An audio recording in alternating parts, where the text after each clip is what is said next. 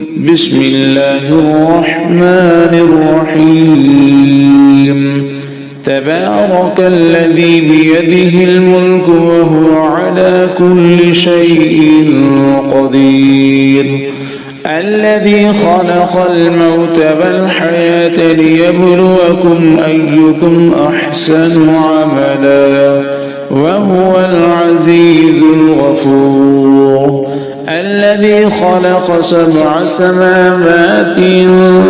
طباقا ما ترى في خلق الرحمن من تفاوت فارجع البصر هل ترى من فطور ثم ارجع البصر كرتين ينقلب إليك البصر خاسئا وهو حسير ولقد زينا السماء الدنيا بمصابيح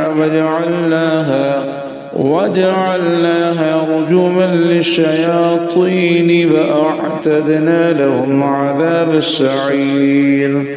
وللذين كفروا بربهم عذاب جهنم وبئس المصير إذا ألقوا فيها سمعوا لها شهيقا وهي تفور تكاد تميز من الغيظ كلما ألقي فيها فوج سألهم خزنتها ألم يأتكم نذير قالوا بلى قد جاءنا نذير فكذبنا وقلنا ما نزل الله من شيء إن أنتم إلا في ضلال كبير وقالوا لو كنا نسمع أو نعقل ما كنا في أصحاب السعير فاعترفوا بذنبهم فسحقا لأصحاب السعير إن الذين يخشون ربهم بالغيب لهم مغفرة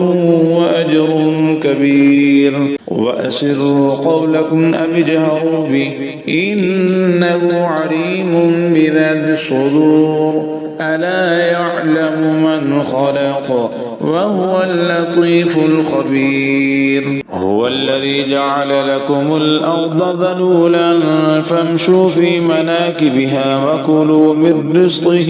وإليه النشور أأمنتم من في السماء أن يخسف بكم الأرض فإذا هي تمور أم أمنتم من في السماء أن يرسل عليكم حاصبا فستعلمون كيف نذير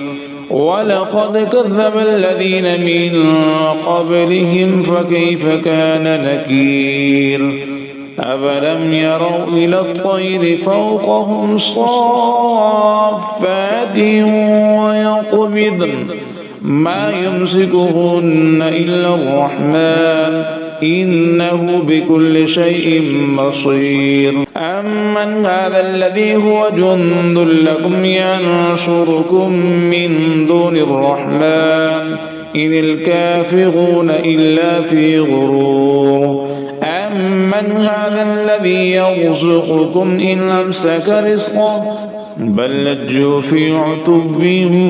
ونفور أفمن يمشي مكبا على وجهه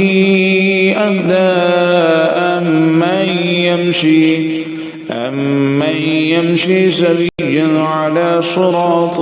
مستقيم قل هو الذي أنشأكم وجعل لكم السمع والأبصار والأفئدة قليلا ما تشكرون قل هو الذي ذرأكم في الأرض وإليه تحشرون ويقولون متى هذا الوعد إن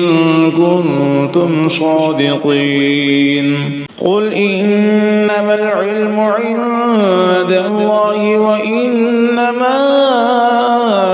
أنا نذير مبين فلما رأوه زلفة سيئت وجوه الذين كفروا وقيل هذا الذي كنتم به تدعون قل أرأيتم إن أهلكني الله ومن معي أو رحمنا فمن يجير الكافرين من عذاب أليم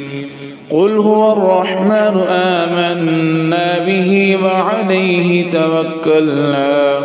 فستعلمون من هو في ضلال مبين قل أرأيتم إن أصبح ماؤكم غورا فمن يأتيكم بماء معين الله ربنا ورب العالمين صدق الله العظيم.